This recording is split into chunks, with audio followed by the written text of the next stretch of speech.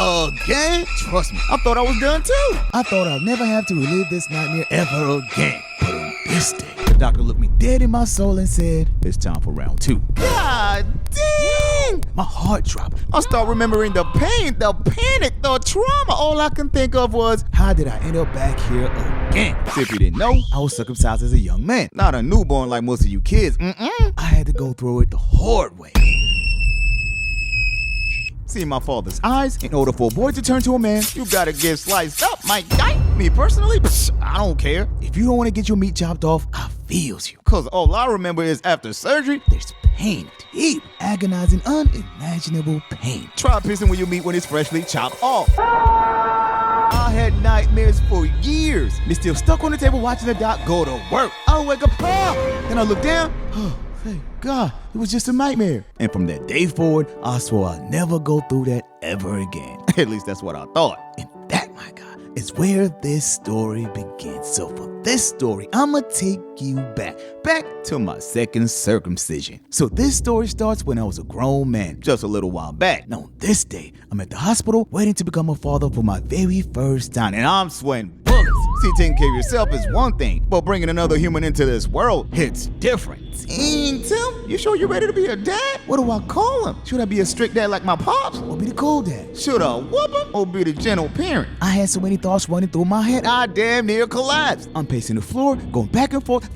to back, and then it finally happened. My son was born, and just like that, I became a father. So I looked down, still processing my life, but then the doctor goes, is he getting circumcised? Ain't no way, my boy. This man just unlocked every childhood nightmare I ever buried. Oh, no, not the scissors, not the needle, another circumcision? But he's too small, it's gonna hurt too much. Tim, huh? I think you need some time to think about it. So the doctor leaves, and now it's time to make a decision. Yay or nay? Now when I need wisdom, the best people I always call is my parents. So I pick up the phone, hit up my father, he picks up and goes, is he here? Yeah, Pop. Oh man, I can't believe I'm a grandfather. Pops, I need to ask you something. What is it? Remember when I was a kid and you took me to the hospital to get circumcised? Yeah. Why'd you do it? I wanted you to become a man.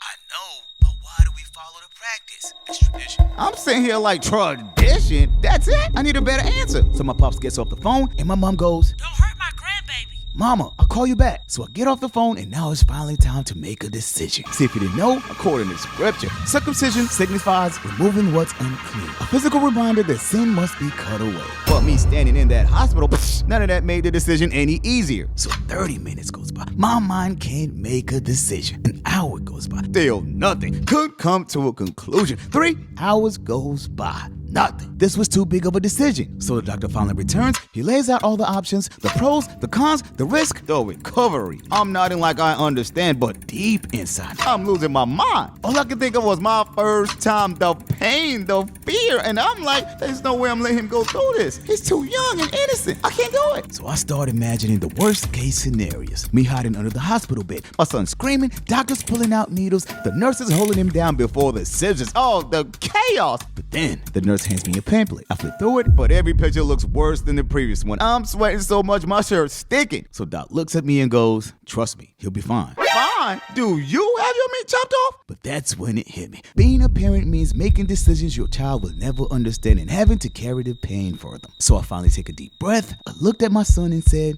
okay, son, we're doing this. For the first time, I'm watching him go through the same steps I went through as a kid. And man, just thinking about it brings back the feelings. And I really felt at the end of the day, it'll be all worth it. Seeing him safe, seeing him calm, and realizing I survived the first one, and now he will too. So I hand over my son to the doctor, he leaves with him, and now I'm back to pacing back and forth to back. Every minute felt like an eternity. And all I could think of is the suffering my son must be going through. Then an hour passes. The nurse returns, holding my son. I grab my little boy, look at him. This boy's chilling. Not a tear, not a scream, just vibing. And I'm like, what? You trying to tell me my son can handle pain better than me?